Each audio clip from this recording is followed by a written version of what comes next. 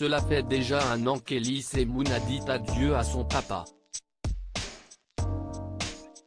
Le 12 septembre 2020, l'humoriste annonçait le décès de celui à qui il devait tant sur son compte Instagram. Mon papa est mort ce matin du 12 septembre. Avec ma sœur nous lui avons dit adieu, que nous l'aimions, écrivait-il alors sur le réseau social où il documentait le combat de Paul Moon contre la maladie d'Alzheimer.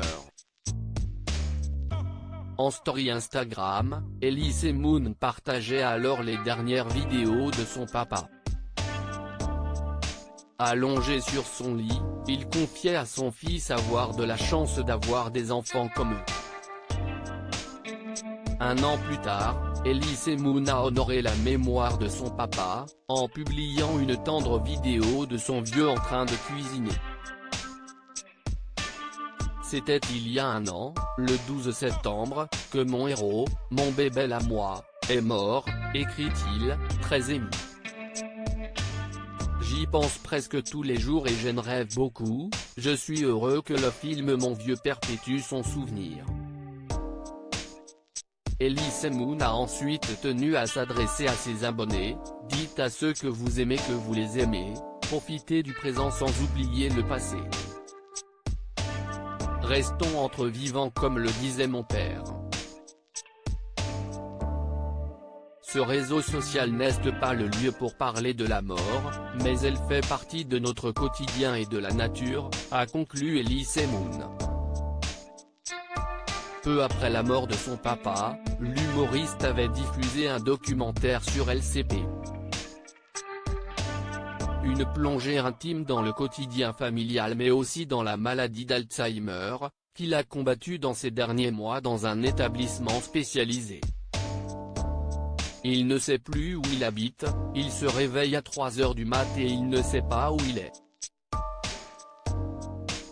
Il avait d'autres problèmes médicaux et avait besoin d'infirmières 24/24e.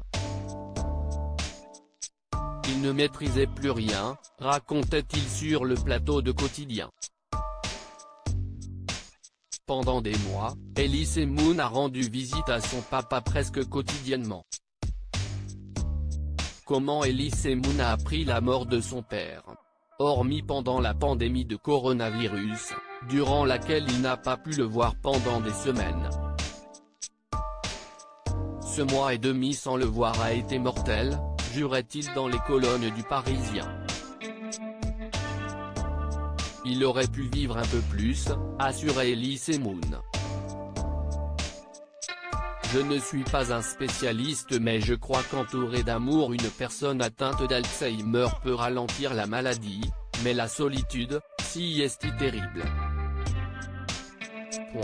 Mourir du Covid ou de la solitude, qu'est ce qu'il faut choisir? Je ne sais pas. Obligé de vivre loin de son père, si est par un terrible appel que l'humoriste a compris que son père vivait ses derniers instants. J'étais à Bruxelles chez mon ami quand l'établissement m'a appelé, racontait-il au Parisien. On m'a dit, dépêchez-vous, on croit qu'il vous attend avant de mourir. 5 heures après, il était mort.